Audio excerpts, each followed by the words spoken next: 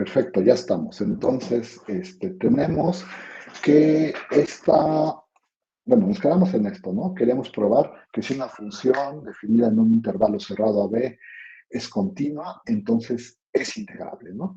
Y habíamos terminado la clase de ayer con dos observaciones. La primera es que f es una función acotada. Eso nos lo aseguraba uno de los tres teoremas fuertes según Spivak. Y la otra cosa que recordamos era que la función es uniformemente continua, ¿no?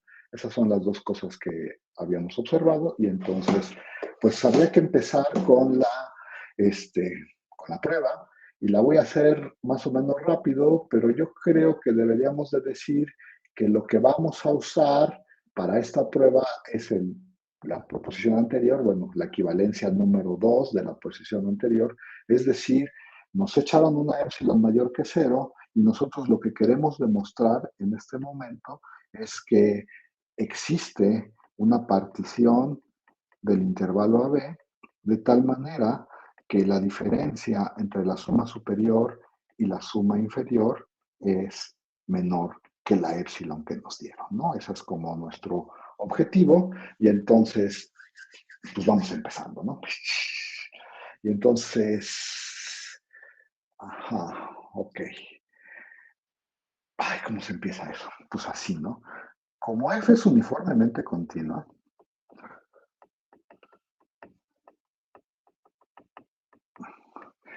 para el numerito que voy a escribir aquí, epsilon entre b menos a, que por cierto es un número más grande que cero, existe una delta, de tal manera que si yo me tomo, ay, no sé si va a caber ahí, si yo me tomo x y y en el intervalo AB, de tal manera que su distancia sea menor que delta, entonces, entonces la distancia entre las imágenes es menor que, ay, ya se me quedó horrible. Tengo que ponerlo un poquito más abajo, ¿no? Entonces la distancia entre las imágenes es menor o igual que ese número, ¿no? Epsilon entre p menos a, ¿no? Entonces, a ver, ahorita van a ver por qué escogí ese número, pero lo único que estoy haciendo es, me dieron la epsilon, estoy yo usando este número epsilon entre b menos a y la continuidad uniforme para encontrar una delta que cumpla que si x y y son menores que delta, entonces sus imágenes son menores que ese número epsilon entre b menos a, ¿no? Y entonces, aquí es una y, se ve horrible, pero es una y. Y entonces, a ver, la otra cosa que yo debería de decir en este momento es la siguiente, ¿no? Deberíamos de decir, tome usted una partición P de tal manera que, de tal manera que P pues, tiene sus elementos x1, x2, x3, bla, bla, bla, hasta xk, de tal manera que para toda, que P es igual a eso, y para toda i entre 1 y k, la distancia entre y xi menos 1 es más chiquito que delta. A ver, voy a hacer un dibujo y me dicen qué es lo que dice ahí. Y entonces, a ver, dije que iba a hacer un dibujo, ¿no? Aquí están los números reales, aquí está el intervalo, aquí está el intervalo AB, lo voy a poner por algún lugar. Y lo que estoy diciendo es, ya, o sea, primero empecé con mi epsilon, por la continuidad uniforme encontré una delta para epsilon entre b menos a, y ahorita lo que estoy diciendo es, tome usted una partición de tal manera que sus subintervalitos que induce la partición midan menos que delta. Y entonces todo el mundo diría, pues sí, ¿no? Uno puede partir el intervalo pues, suficientemente bien para que cada uno de estos subintervalitos que estoy pintando aquí, de estos de aquí, midan menos que delta. Y entonces, ¿qué es lo que ustedes deberían de decirme en este momento, jóvenes?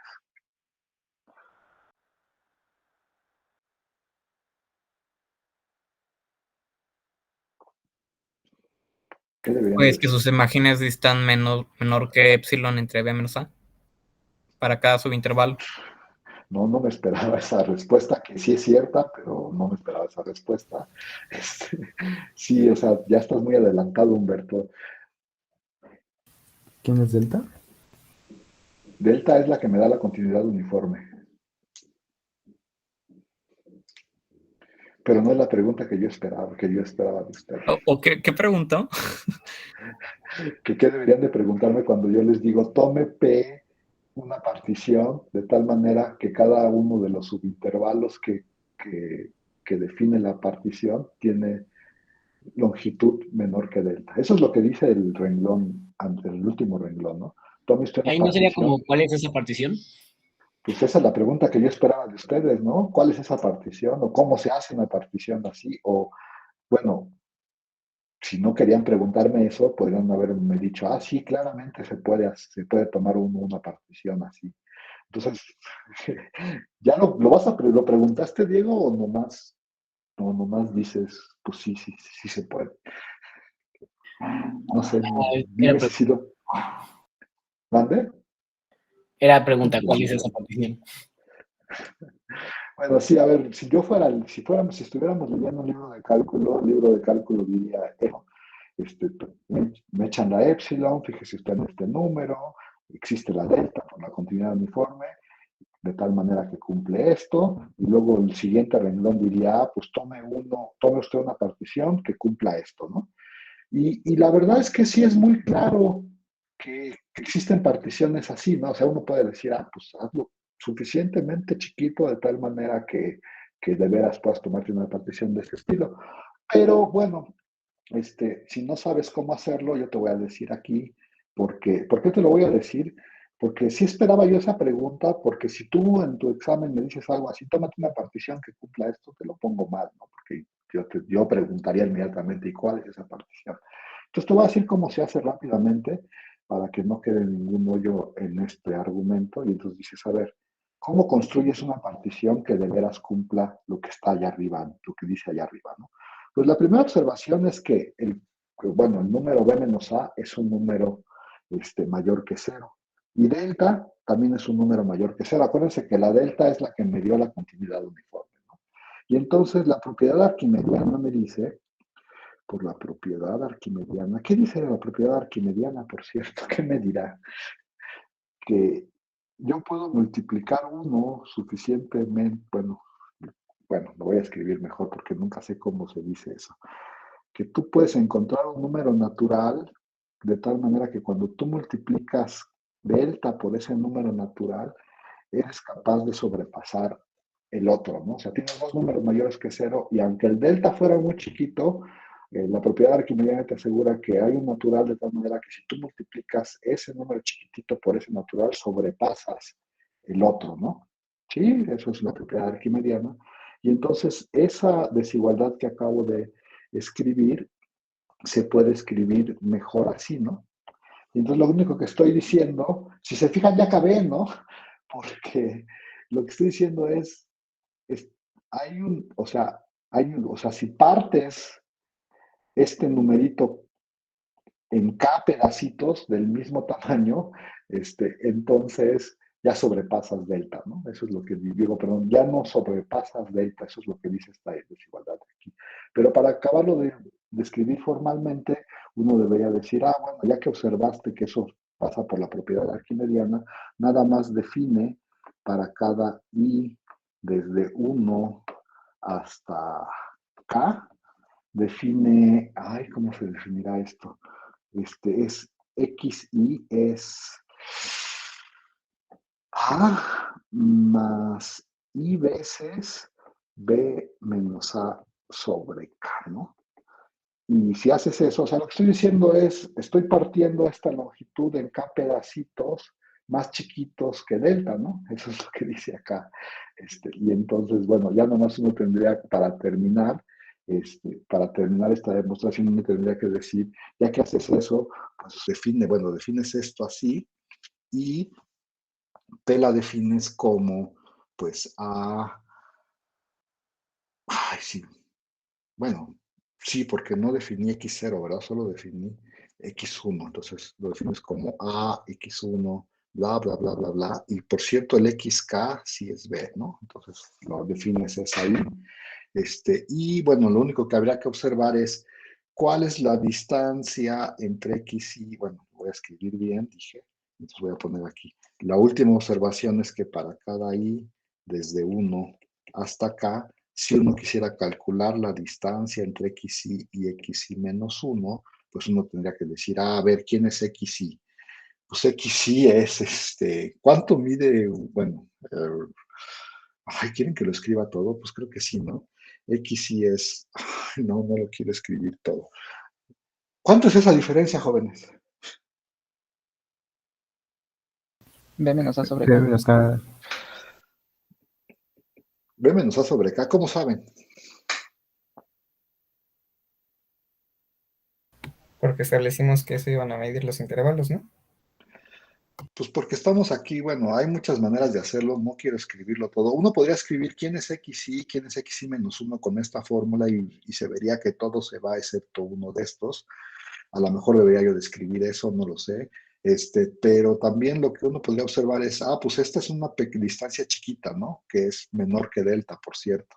Y entonces dices, pues fíjate que aquí lo que hago es, el primero es A, ¿no? Que es aquí. Y luego le estoy sumando B menos K entre, B menos A entre K una vez, y luego 2 veces, y luego 3 veces, y así, ¿no? Entonces, dos consecutivos, pues distan un B menos A sobre K. No sé si tengo que decir algo más, pero pues ya acabaron, Nada más ponerle ahí el menor que delta. Sí, aquí que esto ya observamos que es menor que delta y entonces así se construiría la partición, ¿no? ¿Preguntas acerca de eso o no? No. Bueno, como ven, sí era muy evidente, pero bueno, ya acabamos. Y ahora sí, ya que uno toma una partición, ¿cuál? Pues esta que acabamos de definir ahí en azul. Puede haber, a ver, esa es una forma de hacerlo, ¿eh? Podrían darme otra, pero, o sea, hay muchas que tienen esa propiedad. Hay muchísimas que tienen propiedad, pero por ejemplo, ahí está una, ¿no? Y bueno, ya para no meternos en más problemas, ahora sí nos vamos a poner a la paz con Humberto. Humberto nos quería decir que entonces, por cómo está escogida esa partición, si tú te tomas dos elementos en el mismo subintervalo, pues sus distancias van a medir menos que delta y por lo tanto, sus imágenes, cuando los mande con la función, sus imágenes van a distar menos que epsilon entre b menos a. Eso era lo que nos estabas diciendo hace rato, ¿verdad, Humberto? ¿O no? Sí. Que esa era como la observación que querías hacer. Pero de hecho yo no la quiero hacer en este momento. Sí, la voy falta a otra hacer cosa. ¿Qué falta? Dime. Falta decir que los supremos ínfimos correspondientes a cada intervalo son en realidad puntos de la función. Sí, de hecho, gracias por decirnos si falta decir esa cosa. Y lo que dije es, no quiero hacer esa observación ahorita, Humberto. Voy a decir algo primero. Y entonces, a ver, voy a pasarme a la siguiente página. Y no sé si me quieren que me lleve algo de aquí. Pero no sé, a ver, no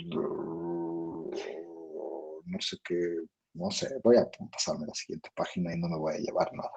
Entonces, a ver, no, creo que sí tengo que llevarme todo. Ay, qué triste.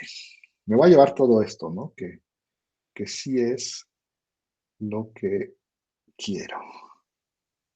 A ver si lo logro.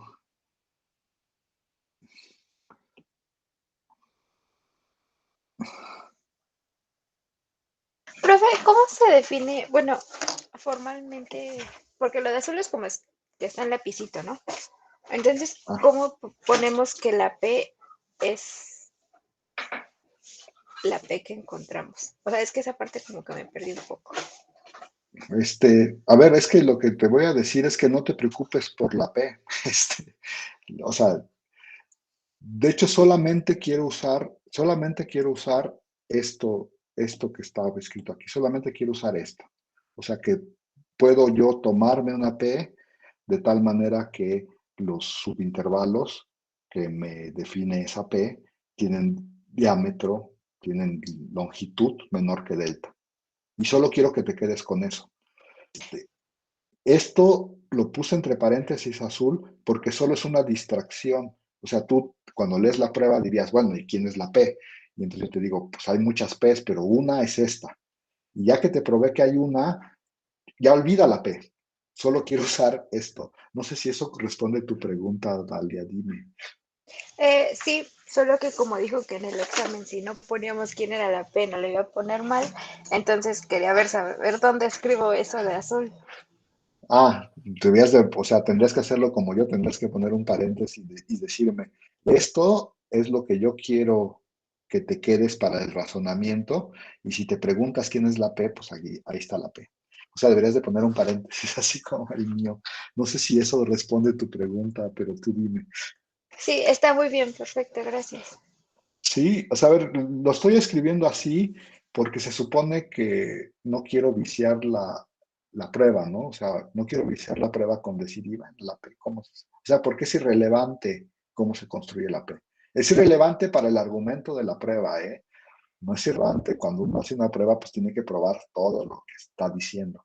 Y eso creo que es lo que me estabas preguntando. Entonces, como por claridad, lo puse en un paréntesis. Tú cuando escribas en tu examen también debes de pensar en mí, que lo voy a ir leyendo, y entonces me debes de decir, bueno, por cierto, si te preguntabas cómo estaba la P, aquí te lo digo, pero eso no es tan importante para mi argumento principal. Bueno, creo que ya te contesté, ahora sí me paso a la siguiente página. Ahí está toda la prueba, ¿no? No tengo que decir nada. Y entonces, así nos hicieron dos observaciones. Las dos observaciones eran que, bueno, que la continuidad uniforme nos aseguraba la distancia entre las imágenes, y luego nos hicieron la observación de que también nos faltaba decir que los máximos y mínimos se alcanzaban, ¿no? Y entonces, a ver, por supuesto, acuérdense que el teorema dice que existe una partición, ¿no? ¿Y cuál creen que es la que queremos usar? Pues ya tenemos lo que acabamos de decir es que ya tenemos una partición muy particular que cumple esto, y esa es la que queremos usar para probar que de veras la suma superior menos la suma inferior es menor que epsilon, ¿no? Y entonces, pero bueno, habría que decir un par de cosas antes de hablar de la suma superior y la suma inferior, ¿no? Y entonces, a ver, lo voy a decir aquí rápidamente. Recuerde usted que nada más que para toda i desde 1 hasta acá, nosotros definimos este MI minúscula y este MI mayúscula como el ínfimo de los valores de la función en el correspondiente intervalo xi menos 1, xi, y este es el supremo de los valores de la función en el intervalo xi menos 1, xi, ¿no? Y entonces, lo que yo quiero decir, bueno, cuando construyo sumas superiores y sumas inferiores, pues uno en realidad tendrá que agarrar, bueno, para construirlas tienes que agarrarte el MI mayúscula y el MI minúscula, que son ínfimos y supremos, pero como nos decían hace rato, una de nuestras hipótesis es que la función es continua. Entonces, ¿qué me pueden decir del MI mayúscula y del MI minúscula? Y mientras ustedes me dicen, yo voy a poniendo por acá un dibujito, ¿no? Que son en Díganme, realidad el está máximo y el mínimo de la función. que son en realidad un máximo y un mínimo, ¿no? O en otras palabras, que por uno de los teoremas fuertes del Spivak, ustedes saben que cuando tienen una función continua definida en un intervalo cerrado, y en este caso estoy hablando del intervalo que va de xi menos 1 a xi, eso es un intervalo cerrado, se alcanza el máximo y el mínimo, es decir, hay puntos de tal manera que son, en este caso, el supremo y el ínfimo. Entonces lo voy a escribir así y me dicen si tienen alguna duda al respecto, ¿no? A ver, lo voy a escribir.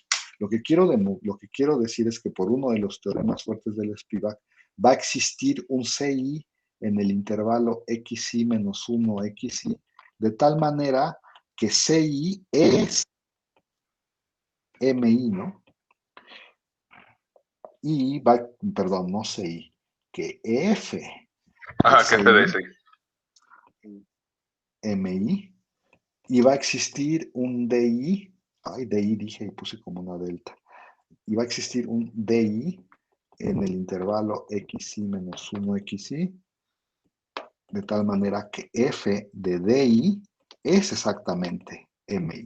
¿Todo el mundo tiene claro eso? O sea, ahí nada más hay que decir por uno de los teoremas fuertes, la función alcanza máximo y su mínimo, y esos deben de ser MI MI mayúscula y MI minúscula. Y entonces por acá está, bueno, quise hacer este dibujo porque entonces si uno quisiera ubicar a CI y a DI, pues los tendría que ubicar aquí adentro, ¿no? Uno sería CI y el otro sería DI. Pero los quiero poner este dibujo porque entonces la cosa importante que uno tendría que decir en este momento, lo voy a poner aquí como una observación, pero me van a decir, sí, claro, eso es súper claro. Una observación que es inmediata es que la distancia entre CI y DI, ¿cuánto es, jóvenes? Pues acuérdense que están aquí adentro, ¿no? Entonces, ¿cuánto pueden medir? Son menores que epsilon entre menos a. Lo primero Pues menor más es que chiquito delta. que X. Ajá. O sea, más chiquitos que XY menos XY1, que es menor que delta, entonces. Pues, No, estos son puntos del intervalo. Su distancia es menor que delta. De hecho, su distancia, bueno, lo voy a decir como me lo dijo Canek, esto es más chiquito que que la longitud del intervalo, ¿no? Y de hecho aquí arriba dice que la longitud del intervalo es menor que delta, y entonces le pongo menor que delta. Y ya se acuerdan, entonces esos dos puntos son más chiquitos que, o sea, su distancia, perdón, es más chiquita que delta. Entonces, como la función es uniformemente continua, bueno, como esa delta vino de la continuidad uniforme para este número, ¿qué más podemos concluir? Que lo voy a poner aquí abajo inmediatamente. Pues podemos concluir que sus imágenes, porque la delta era la delta que servía para este numerito, sus imágenes son menores estrictos que epsilon entre B menos A, ¿no? ¿Sí está bien, jóvenes, o no? Y ya nada más como último paso en la observación, ¿quién es el número? Este de aquí. MI menos MI. Bueno, mayúscula menos minúscula. Ajá, sí, es mayúscula menos minúscula, ¿no? ¿Sí o no? Porque habíamos dicho, acuérdense que este es este, y además el MI siempre es más, el MI mayúscula siempre es más grande que el MI, mayor o igual que el MI minúscula. Entonces, en realidad, este valor absoluto, o sea, lo puedo eliminar, y eso me queda que este es menor que epsilon entre B menos A. Y ya acabaron, ¿no? Bueno, casi. Ahora sí, esa observación está ahí, y ya nada más díganme, pues ya dije, ¿qué tengo? Ya no me acuerdo, ¿qué tenía que demostrar? Tenía que demostrar que existe una partición. Dije que esta era la que me iba a servir, ¿no? Y es lo único que tengo, ya que hice todas estas observaciones, lo único que me falta decir es concluir, ¿no? Es decir, que la suma superior menos la suma inferior es menor que epsilon. Entonces voy a escribirlo y ya me dicen si sí es cierto, ¿no? La superior de f con respecto a p menos la suma inferior de f con respecto a p. A ver, aquí voy a decir una cosa y espero que la voy a escribir, de hecho, para ya nunca volverla a decir.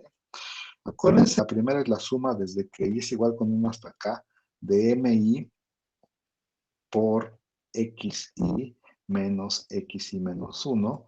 Y la segunda sería la suma desde que y es igual con 1 hasta acá del mi, el xi menos xi menos 1. Creo que sí está bien. Pero Y es menos, eso es... Ay, espérame un segundo, sí es menos. Gracias. Este de aquí es menos.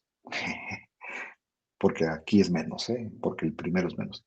Y lo que quiero decir en este momento, resaltarlo para usarlo después todo el tiempo, es que, a ver, formalmente, pues uno debería describir esto y luego decir, fíjate que todos estos son iguales a todos estos. Entonces yo podría factorizar, bueno, rearreglar estas sumas para escribirlas como la diferencia entre este y este multiplicado por xi menos xi menos 1.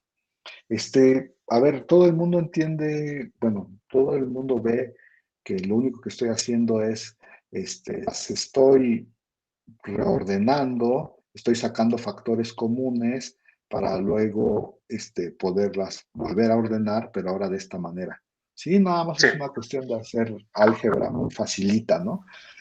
Y lo quiero enfatizar en este momento porque fíjense que vamos a usarlo un montón de veces, ¿no? Porque como es en lo que aparece para checar en equivalencia 2 de la proposición anterior, entonces lo voy a usar un montón de veces. Y ya me voy a ahorrar este paso, ¿no? O sea, siempre que hable de esta diferencia, me voy a ir hasta acá y todo el mundo tiene que decir, sí, sí, ya habíamos observado que esta diferencia es nomás la diferencia del máximo, perdón, del supremo menos el ínfimo, y multiplicado por la distancia por la longitud del correspondiente intervalo. ¿Se entiende lo que dije o no? Pero bueno, no, eso es como una cosa que siempre voy a decir. Les digo, ya voy a saltar de aquí para acá inmediatamente sin decir este paso intermedio porque me da flojera escribirlo nada más.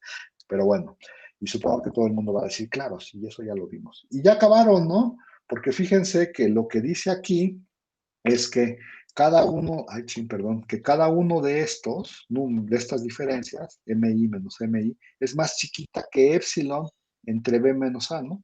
Y entonces yo puedo decir, pues aquí puedes poner tu menor estricto y cambiar cada uno de esos por cada uno de esos MI menos MI mayúscula menos M mayúscula, los puedo cambiar por un epsilon entre B menos A y aquí me quedaría la longitud del intervalo correspondiente, ¿no? Y luego, pues eso, acuérdense que podemos sacar el epsilon entre B menos A porque no tiene nada que ver con la cis, es un factor común, y me quedaría aquí, perdón, la suma desde que y es igual con 1 hasta acá de xi menos xi menos 1, pero ya habíamos argumentado un montón de veces que esa suma no es otra cosa que B menos A, y entonces los B menos A se eliminan, dirían mis maestros de la primaria, y nos queda epsilon. Y entonces uno dice, pues ya acabé, ¿no? Me echaron una epsilon y yo pude encontrar una partición, esta, de tal manera que la diferencia entre la suma superior y la suma inferior es más chiquita que epsilon, y entonces eso era lo que tenía que demostrar, y entonces ya acabé, y si fuera libro le pondría una cosa así. ¿Alguna pregunta, comentario acerca de este teorema, jóvenes? Quedó muy bonito. Sí. ¿Y ustedes para qué creen que queríamos la continuidad uniforme? O sea, ¿por qué creen que deberíamos, porque nos regresamos a hacer eso al principio? Pues para usarla en este teorema, ¿no? Y, híjole, ya no sé si por ahí está Cosette para molestarla, pero el otro día nos preguntaba que si cuando probáramos que algo era integrable, eso no nos iba a dar automáticamente el valor de la integral, y entonces pues, la respuesta es, si por ejemplo quieres usar este teorema, uno podría decir, fíjate que la función coseno cuadrado de x a la 100 más 38x más 14, más el seno a la 200 de, ya no sé de qué poner, de x a la 99 más 38. ¿Qué me pueden decir de esa función, jóvenes? Que es continua y entonces integrable. Es continua, ¿no? En particular es continua en el intervalo 0,1. Entonces ahora sí yo tendría derecho a preguntarte la integral desde 0 hasta 1 de esa función, ¿no? ¿Por qué? Porque ya sabemos que es integrable. Pero calcular esa integral ya es otro boleto, ¿no? O sea, ya este tema no nos dice nada acerca de cuánto es esa integral. Nos dice que es integrable. Ahora, encuentra la integral, pues espérese. Sí, claro. Espérese usted al teorema fundamental del cálculo, supongo, no sé. No, ni siquiera con eso, ¿no? Porque encontrar una antiderivada de esa cosa horrible que acabo de borrar, quién sabe si sea fácil. Bueno, ahí se esperan a los métodos de integración. Bueno, pero eso era para responder un poco la pregunta de si cuando... A ver, les había dicho dos cosas, ¿no? Cuando uno les pregunta una integral, lo que en realidad, otra vez, lo estoy repitiendo muchas veces porque es importante. Si uno les preguntan una integral, lo que está preguntando es un número, o sea, preguntas integral y la respuesta debe ser un número. real. Pero la chamba hay como dos chambas, ¿no? Por hacer. Primero, tienes que ver si la pregunta tiene sentido, es decir, si la función es integrable, ¿no? Porque si la función es integrable en el intervalo que te están dando, pues, no tienes para dónde hacerte. Y entonces dices, bueno, por ejemplo, ya las continuas sé que son integrables. Y la otra chamba que tienes que hacer es encontrar la integral, ¿no? Regularmente, pues nunca se va a la definición, porque suele ser difícil. Pero luego platicamos métodos de cómo encontrar la integral. De hecho, este es un buen momento para decirles que esta es la parte teórica del asunto, ¿no? O sea, todo lo que estamos viendo ahorita es la parte teórica, como qué funciones son integrables. Bueno, primero, ¿qué es la integral? ¿Cómo que son integrales? ¿Qué propiedades va a tener la integral? Y no nos vamos a preocupar mucho por cuánto es la integral, porque pues, eso es un problema que es como aparte, ¿no? Como aparte porque es difícil. Bueno, ese era el primer comentario. Segundo comentario, ¿cuál es la pregunta natural que se deben de hacer cuando leen ese teorema? Si el converso es cierto. Si el converso es cierto, sí, si el regreso es cierto, es decir, bueno, ya sabemos que todas las funciones continuas son integrables. ¿Será que si una función es integrable, entonces tú debes decir que es continua? ¿Y cuál es la respuesta? ¿Quién sabe? Que no. Que no. Que no, la respuesta es que no. Y cuando uno quiere responder eso, ¿qué tiene que hacer? ¿Dar un contraejemplo? Dar un ejemplo. Oye, por cierto, Paola, preguntaste algo y ya no supe si... ¿A lo del chat? Ajá, sí. Sí, es que, bueno, le estaba diciendo, creo que a Dalia, que si daba ese argumento de que existía una partición, entonces tenían que dar un ejemplo de partición que cumpliera eso.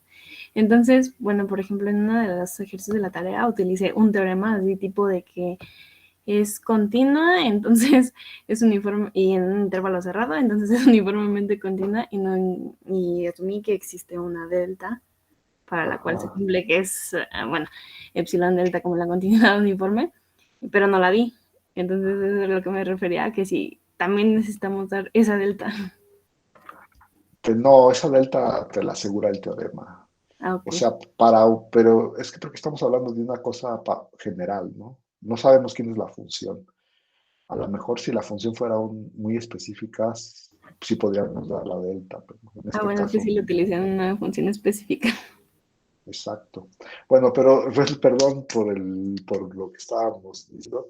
Entonces, así la discusión es si el regreso es cierto, y habían dicho que no, y para responder bien que no, pues tienen que darme un ejemplo de una función que sea integrable, pero que no sea continua, ¿no? Sí, sí lo dije bien. Sí. ¿Podría ser el Entonces, arbolito de Navidad? no, pero ¿por qué ese? Mm. Creo que, Yo creo que también. ¿X? la arbolito de Navidad sí es integrable, ¿verdad? Creo que eso viene en su tarea, supongo que ya lo hicieron. ¿De veras quieres un ejemplo feo, Diego? Pues déjenme No, si hay responderle a algo más Diego. simple, es algo más simple. Pues a ver, cuando a mí me preguntan por un ejemplo, yo pienso en lo más simple que haya, ¿no? Y entonces ahora sí, ¿cuál es la función más simple e integrable que no es continua? Yo daría una en la que, por ejemplo, que sea de una función de 0 a 2 y que sea f de x igual a 1 si x está entre 0 y 1 y 2 si es de 1 a 2. Ok, gracias. Déjala escribo, porque si no se me olvida. Entonces, según yo, me dijiste de 0 a 2, ¿verdad? Y supongo que dices que f de x es igual a 1 si x está en el intervalo desde 0 a 1, pero no sé si lo querías abierto aquí. Y como no importa, lo voy a poner así. Y dijiste 2 si x está en el intervalo desde 1 hasta 2. Esa. Y de una vez hacemos el dibujito. Pues suponte que aquí está el 0, suponte que por aquí está... Ay, no sé cómo ponerlo porque si no me va a quedar feo. Bueno, aquí está el 1, aquí está 2, aquí está el 1, aquí está el 2, y entonces es 1 si estás aquí, y aquí tiene un hoyito, y es 2 si estás aquí, y aquí está un hoyito. Sí, nada más voy a decir un par de cosas antes de empezar con la discusión. Esa está chida, esa es fácil, pero de verdad es la más fácil que se les ocurre. Es pregunta.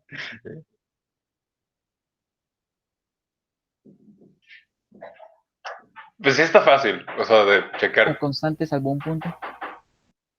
Es que a mí se me ocurriría, o sea, dirías, esa sí está Bueno, fácil, es una función muy fácil. Pero, sí, más dime, fácil, pero, más fácil ajá. de probar que no es que es integrable y no continua. No sé Ajá, si, por ejemplo, la de racionales 1 y racionales 0. pero no es integrable. Yo quiero una que sí sea integrable. Ah, sí. Pues el mismo ejemplo, nada más que siempre valga 1 y solo tenga. Ah, no, espérate, no. Yo No, pensé en uno entre X, o sea, no, que. Uno bueno, entre X, uno entre X no es integral. Bueno, depende de dónde a dónde. ajá, ese Pero, es el problema. No, pero, o sea, ahí tomamos X es igual a 1 y que en un medio valga 0 y sea el único valor en donde vale 0 y en todo lo demás vale 1. Y pues se vuelve todavía más simple del que ya tenemos ahí. sí, de hecho, a ver, voy a decir lo que quiero decir. Lo que dijo Diego es que esta función es discontinua de verdad, ¿no? Bueno, de verdad quiero decir que hay un salto. Pero hay unas que supongo que hablaron de ellas en cálculo 1 que se llaman aquellas funciones que tienen discontinuidades removibles, ¿no? Entonces yo pensaría en una constante con una discontinuidad removible. No estoy diciendo nada muy espectacular, estoy diciendo una función que grafica algo así, ¿no? Este es un hoyito. Y entonces esa función también sería integrable y no sería continua, ¿no?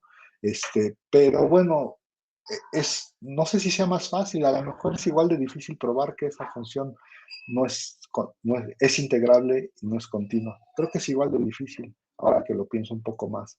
Pero bueno, ese ejemplo de Paola está bien, está chido. ¿Cómo probarían que es? Bueno, a ver, voy a poner aquí, observación. F no es continua, ¿no? Eso no hay que decir nada. ¿Sí está bien o no, jóvenes? O tenemos que decir algo al respecto. De hecho, tiene un salto, ¿no? Entonces esto ya está. Y entonces su única chamba es que prueben que esa función sí es integrable, ¿no? Por demostrar que f es integrable. Y eso ya, si de verdad logran hacer eso, pues ya tendrían un ejemplo, ¿no? De una función que es integrable, pero no es continua.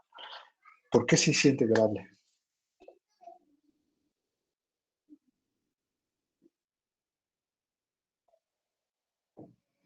¿Por qué sí es integrable, jóvenes? Díganmelo rápido para ya irme a comer.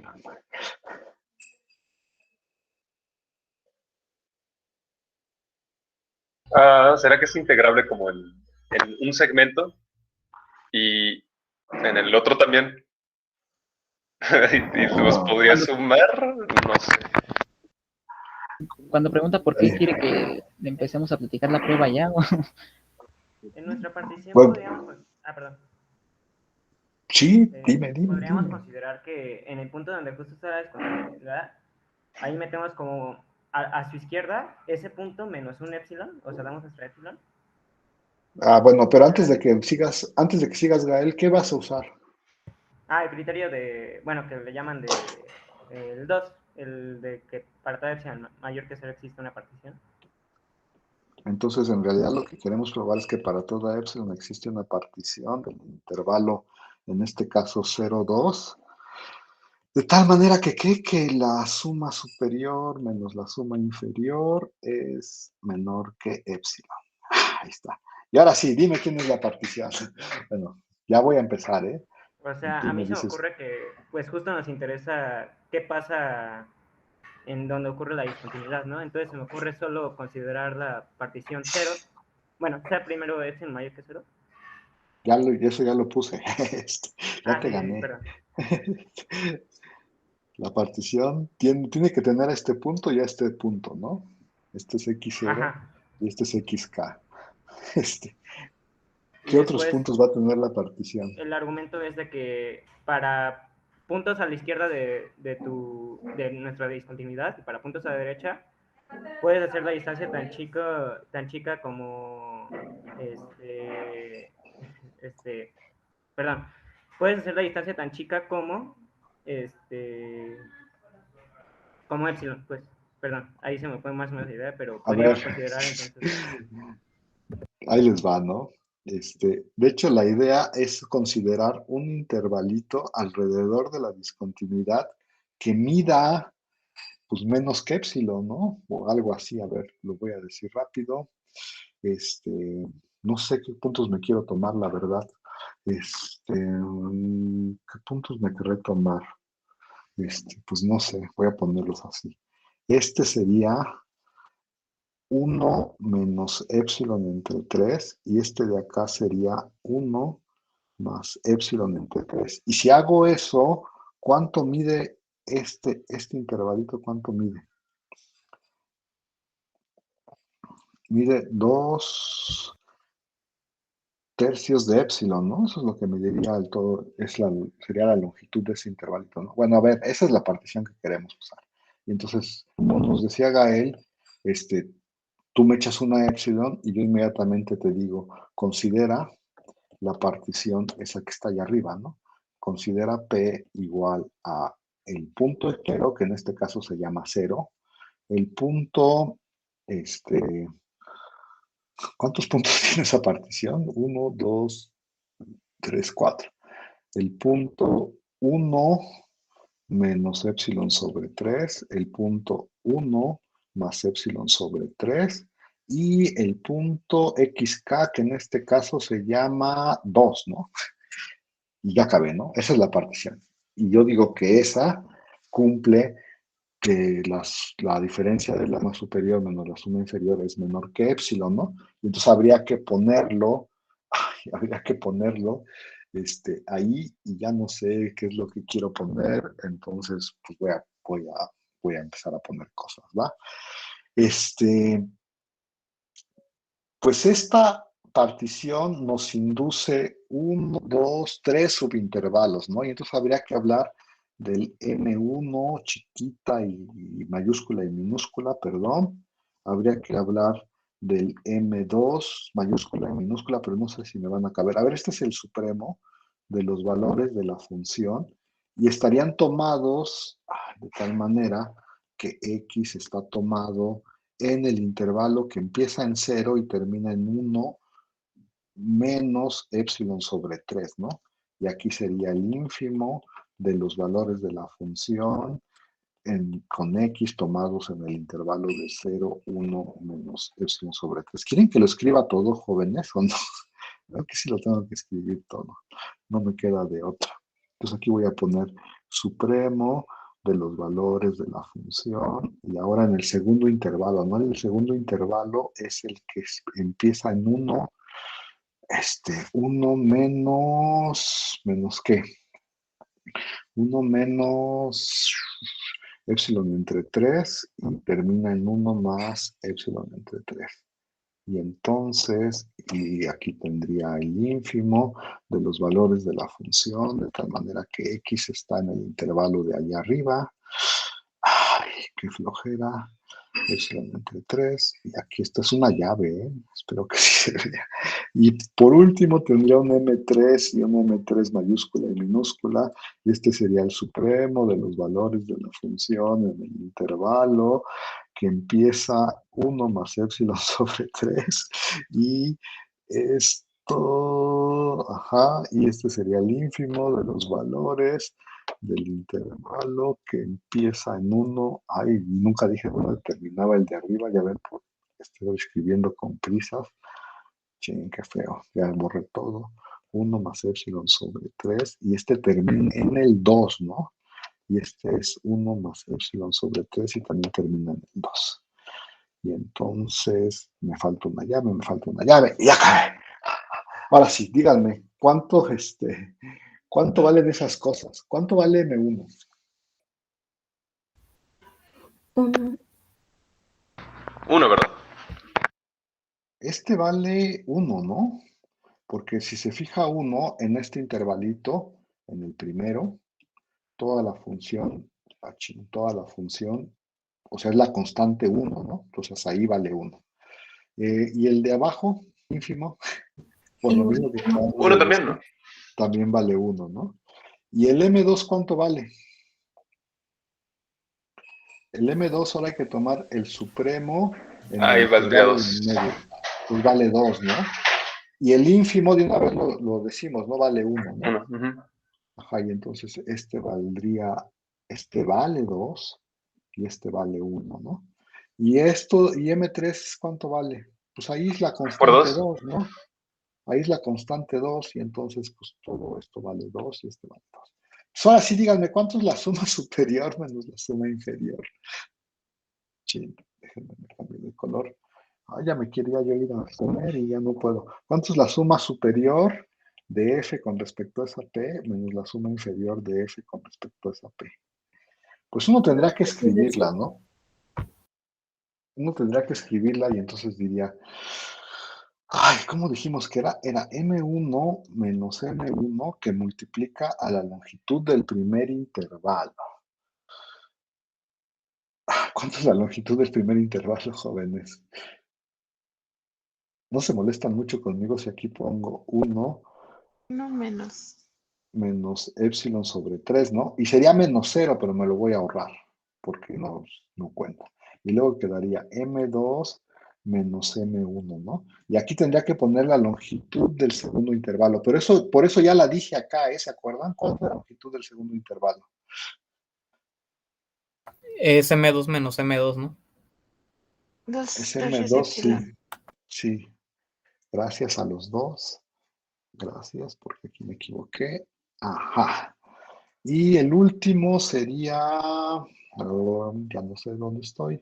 Así el último sería M3 menos M3, que multiplica a la longitud del último intervalo. ¿Cuál es la longitud del último intervalo, jóvenes?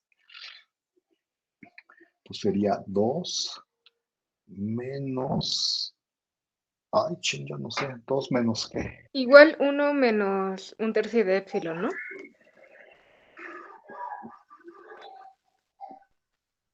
Estoy pensando, ¿eh? Sí. Sí. Sí, ¿no? 1 menos 1/3 de epsilon. Sí. Ahí está, perfecto. Y ahora sí, ¿cuánto es eso? Ya tenemos todo, ¿no? M1, pero por cierto, este es 0, ¿no? Este de aquí ni me debería de importar porque M1 menos M1, este es 0, ¿no? Y 0 por lo que sea es 0. El primero es 0, ¿no? Y de hecho, por las mismas razones, el M3 menos M3 es 0, entonces este pues tampoco me importa. Entonces tengo 0 más 0 y lo que me queda en medio, ¿no? ¿Y el del medio cuánto es? Aquí voy a poner 0 de una vez. Y el del Solamente medio, 2/3 de epsilon. menor que epsilon. Y ya cae, ¿no? Ya probé que para toda epsilon esa partición me sirve para que la diferencia entre la suma superior y inferior a menor que epsilon. Eso me asegura que F es integrable. Ahora, lo que les trataba de explicar Gael, que no sé si lo entendieron mucho, era, a ver si lo puedo decir yo bien, fíjense que cuando tienen esta diferencia, o sea, cuando tienen, lo voy a decir rápido y me dicen si agarran la onda o no. Aquí, no sé cómo decirlo, le voy a decir rápido. A ver, la diferencia en este intervalito chiquito entre el el M minúscula correspondiente y el M minúscula correspondiente, es exactamente la distancia que hay en la discontinuidad. No sé si lo vean. Y entonces esa distancia siempre es fija, porque dicen, o sea, donde es discontinua, pues venía como valiendo algo y ahora vale otra cosa. Pues ahí hay una distancia. Pero eso es un número fijo. Ese es un número fijo. O sea, lo que estoy diciendo aquí es un número fijo. Este es un número fijo. Ese salto, es el salto que dio la función. Y entonces, como es un número fijo, tú puedes hacer, acuérdense que estas sumas superiores y sumas inferiores son aproximaciones al área, ¿no? Y el MI corresponde como el rectángulo con la altura más grande y el otro minúsculo con la altura más chiquita. Entonces tú dices, yo quiero que esos dos rectángulos, si lo quieres pensar gráficamente, su diferencia sea chiquita, ¿no? Y entonces dices, a ver qué está pasando aquí. Como este número es fijo, la diferencia entre, el salto de la discontinuidad, si tú haces este suficientemente pequeño, como que ya no va a contar en el área, ¿no? Porque acuérdate, vas a tener como un rectángulo así. Entonces, si la base es chiquita, no importa que este salto sea grande, como es fijo, si yo hago la base muy chiquita, pues entonces el área va a ser muy chiquita y la diferencia entre el MI, el MI minúscula y mayúscula va a ser despreciable, porque al final de cuentas lo estás encerrando. Ese problema que tienes ahí de que tienes ese salto, lo estás encerrando en rectángulos que se están haciendo cada vez más chiquitos en área, ¿no? Entonces como que no cuenta. Y esa es la idea que nos estaba tratando de decir Gael, creo, hace rato y que yo quería enfatizar en este momento. ¿Se ve cuál es la idea detrás de la demostración, de la sugerencia que nos hizo Gael? Jóvenes, díganme.